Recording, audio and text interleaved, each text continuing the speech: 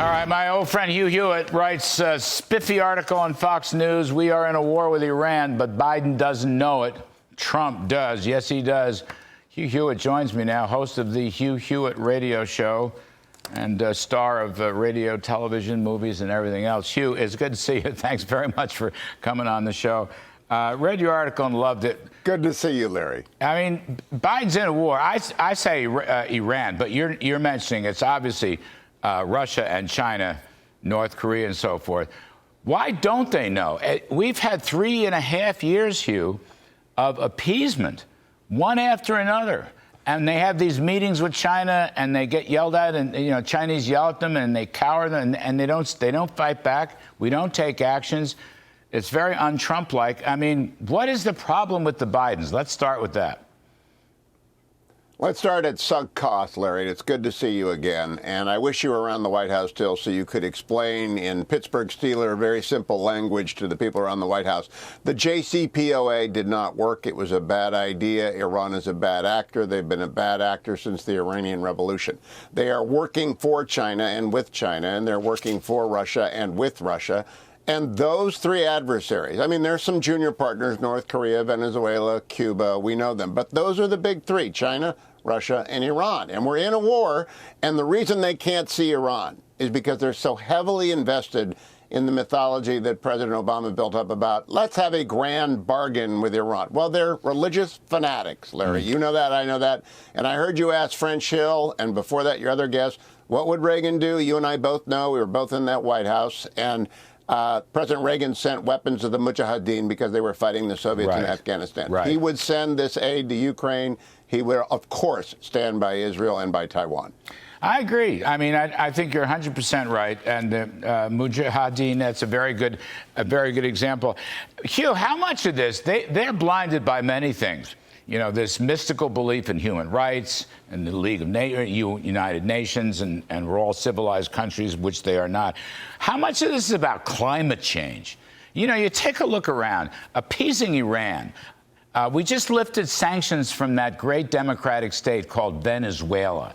We never put sanctions on most of the Russian oil companies or their bankers. I mean, you know what? They're fighting wars and they don't want to do it. And how much of this is about climate change? And then how much of this is about cheap gasoline, Hugh Hewitt? These are, to me, this gets in the way. Some of it is climate change, like with Secretary Kerry. He's clearly in the thrall of climate change ideology, really theology. But a lot of it is the hangover from the Obama era when they invested so heavily in the Iran deal. And President Trump got out of the Iran deal because it was a terrible deal. It was bad for the world. It was good for Iran. It was terrible for Israel. It was terrible for the United States.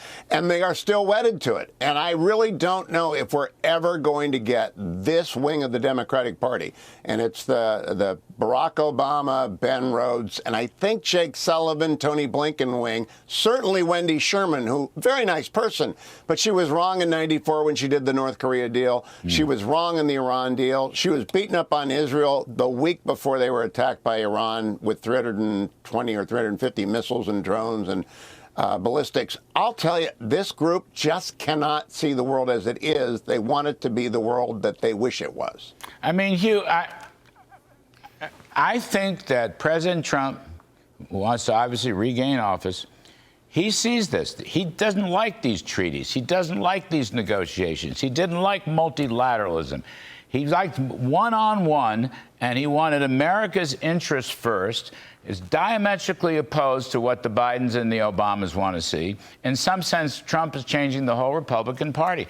I mean, what is good for the United States? That's like the first question to ask. And Hugh, I think that's a question that Ronald Reagan used to ask also. It was internalized for a lot of people for many, many decades, Larry. But you can't look at the border and not understand that there is a crisis there that concerns every single American. And when I last talked to the former president about 2 weeks ago, I asked him, what do you make of these 44,000 Chinese nationals who have crossed into the country over our southern border in the last 18 months? He said they're building an army within. They're building an army within. And I think he's a realist, and we need realism. Well, if he comes back into power, I can tell you, I mean, you know this, he is not going to coddle Iran. He is not going to appease Iran. That's a good place to start. I mean, right then and there.